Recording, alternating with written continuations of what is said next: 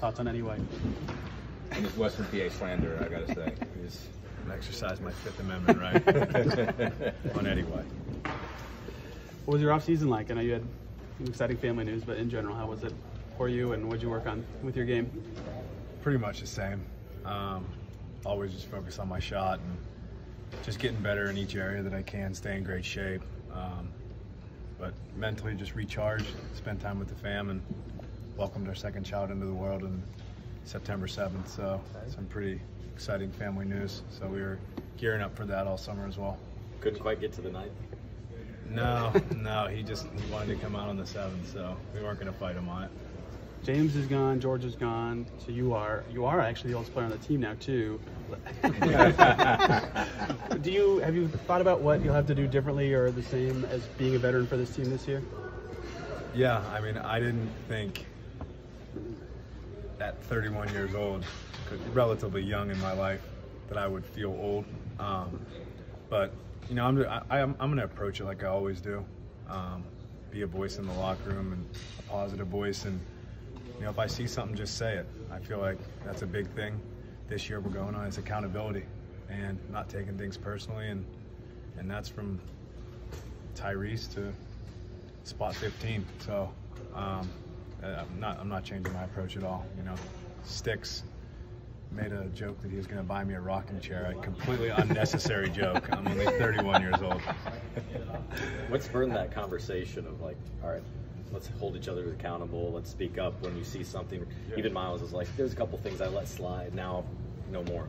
I feel like it's the expectations this year. I feel like we surprised maybe some of you guys, the fans, and especially some teams in the NBA last year. Caught some teams off guard by the way we play and how fast we play, and that's not going to happen this year. I certainly feel like there's way more expectations from everyone I just named for us, and that's a good thing. You want expectations as a good team. You had a career season last year. How do you take it one step further? You just try to build off of it. And like I said, I did in the summer, just continuing to work on your game and getting here and just doing what the team needs you to do what the team needs you to do, and what, you know, coach and his assistants want you to do. That's kind of been my mindset my whole career. How's the dynamic just changed by the fact that you guys don't have like James, George, some of those guys that were vets and kind of set that baseline for like last year? I mean, how's it different since they're not there, but also how's it different that it seems like a lot of guys took a lot of the things that they said and what they learned from them and are applying it? Yeah, I mean, it's a great point. Just because they're not here doesn't mean that the stuff that they said goes away. Taking the stuff from a guy like James Johnson and George Hill, who have been in this league a long time for a good reason, for how good of players they are and the type of people that they are. You take what they say and you apply it to what we're trying to do. And you know, obviously miss them, but you know, their voices are still here, you know, from what they said last year. The level of competition, I mean, you could look at this and say, you know, there's 15 guys on guaranteed, you know, on full-time contracts, and you can make an argument that everybody can deserve to play. I mean, how, I guess, rare is that, I guess, in this league? Because you obviously a lot of times have some guys that are a little bit more established and whatnot. How do you think that's just affected the dynamic of this group, and what do you think that level of competition can do to help elevate? Yeah, I mean, I think it's obviously a good problem to have, right? And the competition part of it is it's going to bring the best out of everyone. And that's the thing, you know, we're all going to go into camp and fight and help one another, but you know, it's competition based, but we're all trying to work towards a common goal here. We want the best for everyone, and we got great guys in this locker room.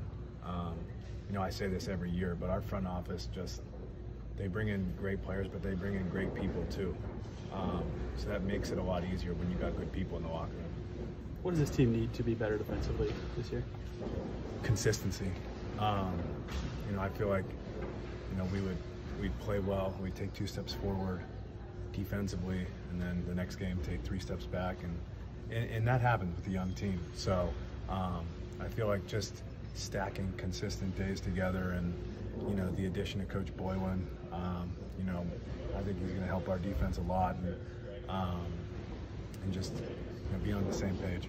A lot of this team is, less than 4 years of experience in the league, but at the same time, you talked about accountability. Everybody wants to win. Like, how do you blend those together and make a young team act like a veteran squad, basically? I mean, you really got to learn on the fly, to be honest. I feel like these past 2 years, our young guys have gotten experience, and that doesn't happen a whole lot.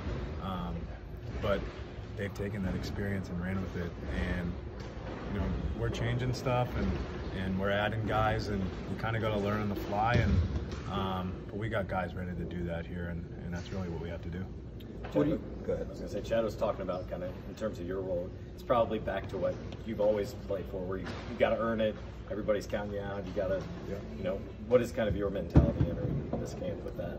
Yeah, I mean, I'm trying to go into camp and push not only Andrew and Tyrese, but the entire team, just taking the effort level and the expectation to another level.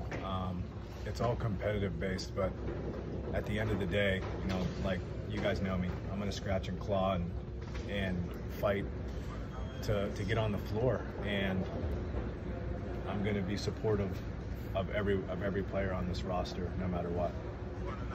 You mentioned Jim Boylan. What do you expect to be different? I mean, obviously you were a big Ron fan as well.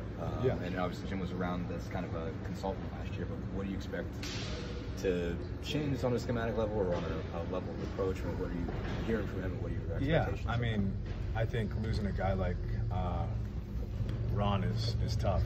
He was well loved in this locker room, and a great guy, and I consider him a great friend. But in the short amount of time that Coach Boylan has been here in the assistant coach capacity, he was here last year a little bit around the team.